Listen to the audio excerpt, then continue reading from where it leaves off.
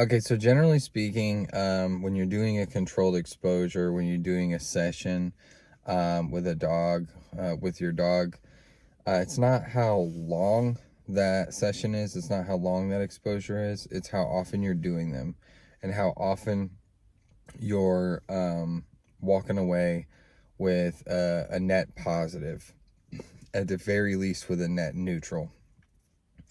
How often your dog is walking away with the association of like, that thing good, that thing treat, that thing safe, that thing fun, right? Um, so like when you're working on something like this with like associations, there's always going to be like, almost always there's going to be an element of desensitization occurring.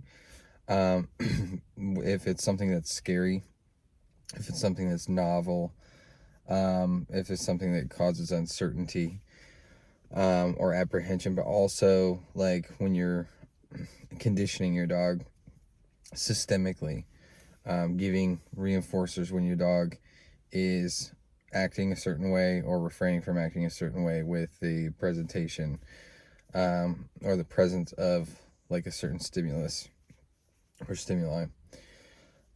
So bare minimum, I would make sure you end on a good note as often as possible, whatever that looks like. Like a lot of the time, you'll hear people, like you hear trainers say, end on a success.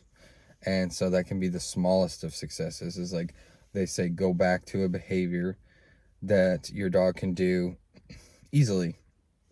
So something your dog can do um, without fail, basically. If you're having trouble, um, like achieving that next level or that next criteria, go back to something super basic that your dog can do, like a touch or like a sit or whatever, and then immediately adjourn the session and throw them a party.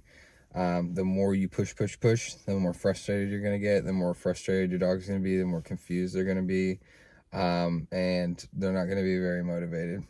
Um, and that can carry over like a long, like in the long term. Okay.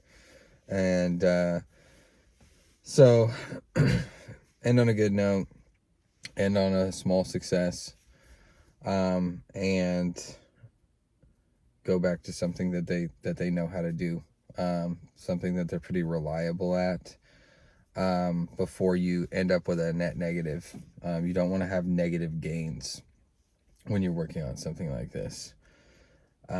So that's just something that I usually tell people, is just like, it's not how long you work on something, it's how often. And like, even if it doesn't involve like fear or anything like that, you loose leash walking is something that will fall apart if you get out like, deep into the neighborhood or several miles away. What usually happens when people are like in the infancy of teaching loose leash walking, like the protocol and the expectations for that is, they like outbound, they look pretty good and they're walking together like well and appropriately as a team. On the way back, things fall to pieces because people are wanting to get home because they need to make dinner, or they need to finish their paperwork, or they need to like, you know, put their kids to bed, do dinner, bath, bed, or whatever it is.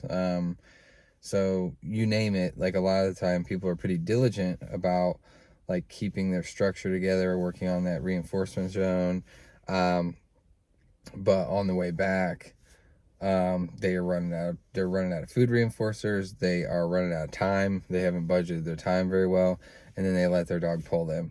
And then at the end of the day, that's a net negative, because you've made negative gains, because if your dog's leash is taut, if the leash is tight and your feet are moving and their feet are moving, you're communicating to them that pulling is permissible, that pulling is protocol. All right, so those are just some things to keep in mind. Strange noises out in the country. That almost midnight. Always a really reassuring thing. Always a good omen. Anyway, if you've stuck with it, as usual, if you're that 1 to 2 people that has stuck with it while I ramble through, I appreciate you. Okay, thanks.